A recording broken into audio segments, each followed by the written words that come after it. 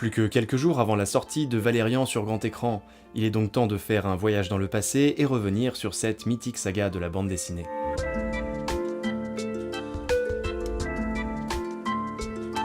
Ce n'est pas la première fois que cette série de bandes dessinées se trouve adaptée. Depuis 1976, Jean-Claude Mézières a plusieurs fois tenté de créer un animé basé sur l'univers créé avec son acolyte Pierre Christin. Il faudra cependant attendre 2005 et l'implication d'une petite entreprise du nom d'EuropaCorp pour que l'animé voie enfin le jour. Il s'agit alors d'une coproduction franco-japonaise et une libre adaptation de la série de bande dessinée. On retrouve dans le scénario l'ambiance bon enfant et l'humour qui caractérise une partie de l'univers original, ainsi que les thèmes et les grandes arches de personnages.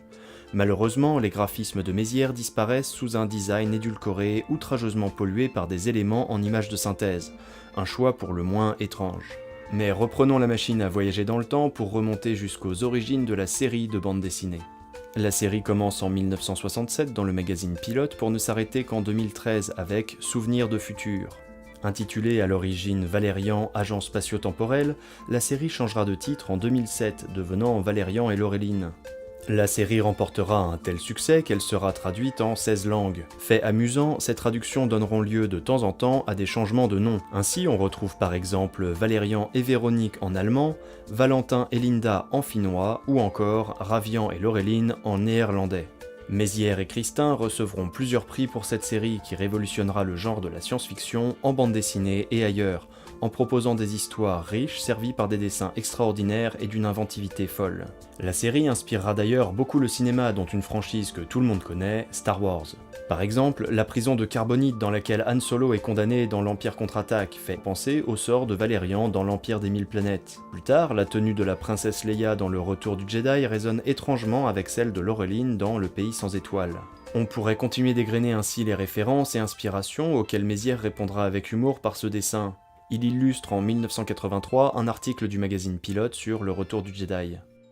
On doit sans doute cet engouement pour l'univers graphique de Mézières à sa vision tout à fait particulière de la science-fiction. Ce qu'il aime, c'est le défi de dessiner d'autres civilisations, d'autres mondes, d'autres personnages, avec la base d'un scénario très solide, très sérieux.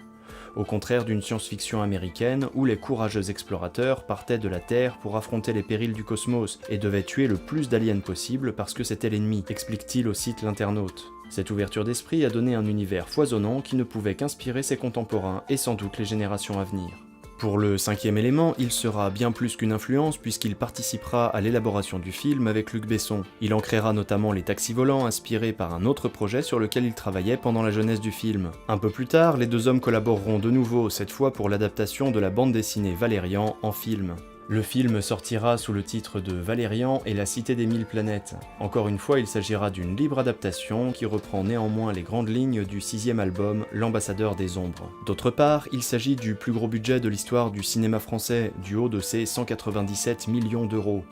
Les bandes annonces et autres éléments de communication ne cessent de pleuvoir sur la toile depuis des mois, et je dois dire que j'attends avec impatience de voir ce qui a été fait d'une des bandes dessinées qui a bercé mon enfance. Tout ce que je peux dire pour le moment, c'est que malgré un casting que je trouve trop jeune, les premières images me font trépigner d'impatience. Pas vous ?